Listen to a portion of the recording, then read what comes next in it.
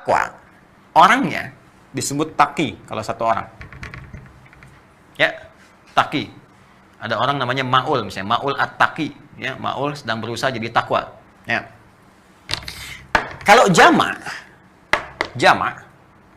ini berubah jadi muttaqun, ittaqa yattaqi. Ittaqi orang yang berusaha menjadi takwa.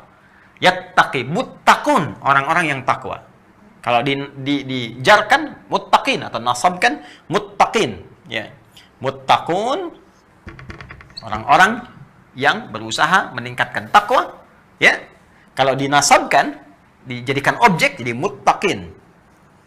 Ya. Orang-orang yang berusaha meningkatkan takwa. Perhatikan korelasinya, kembali ke Al-Baqarah ayat 2 sampai 5. Dzalikal kitabu la raiba fi hudal lil muttaqin.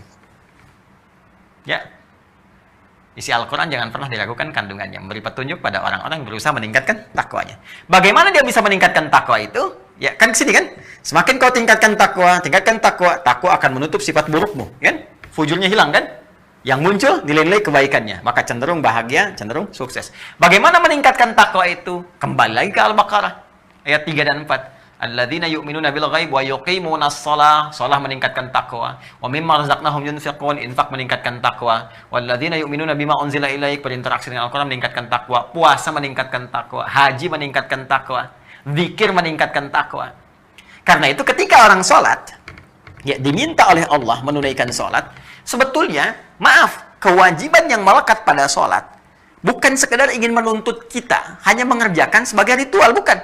Anda nggak sholat, nggak ruku, nggak sujud pun, semuka langit nggak sujud dan ruku, tidak akan menurunkan status Allah sebagai Tuhan.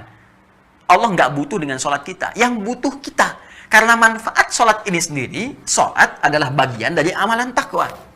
Ya, masih ingat korelasinya? Ketika takwa dikerjakan, ya, naik takwanya, maka potensi ini akan mulai menutup sifat-sifat fujurnya. Fujur ini kan kumpulan nilai-nilai yang tadi, yang negatif tadi. Ya, yang cenderung membawa pada nilai-nilai keburukan. Nah, kalau takwanya naik, ininya ketutup. Di antara amalan takwa itu sholat. Semakin orang sholatnya benar, semakin meningkat, maka sifat-sifat buruk ini mulai terkoreksi, tertutup. Tutup. Ini sebabnya di Quran surah ke-29, ayat ke-45, ada redaksi, innas sholata tanha anil fahsya wal munkar. Sungguh, sholat kalau benar dikerjakan akan berpotensi mencegah perbuatan keji dan mungkar. Makanya saya sering katakan, orang kalau sholat benar, ya, benar aja sholatnya, maka sudah, pasti jadi orang baik. Itulah sebabnya dalam Islam, dari sejak anak dini itu yang dituntut sholatnya. Kalau sholatnya sudah benar, dewasanya pasti jadi orang baik. Demi Allah saya katakan, orang benar sholat aja, nggak mungkin korupsi.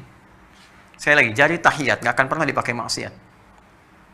Ya, nggak ada pelaku kriminal, kalau sholatnya benar. Karena akan tercegah, di hatinya itu ada dorongan kuat untuk mencegah. Jangan lakukan, itu nggak benar. Ya, semakin berkurang, makanya pelaku maksiat tuh, demi Allah saya katakan, mustahil sholatnya benar. Kalaupun ada orang sholat bermaksiat, mustahil benar tuh, pasti bermasalah. Kalau orang benar tuh udah kelihatan auranya lain, beda.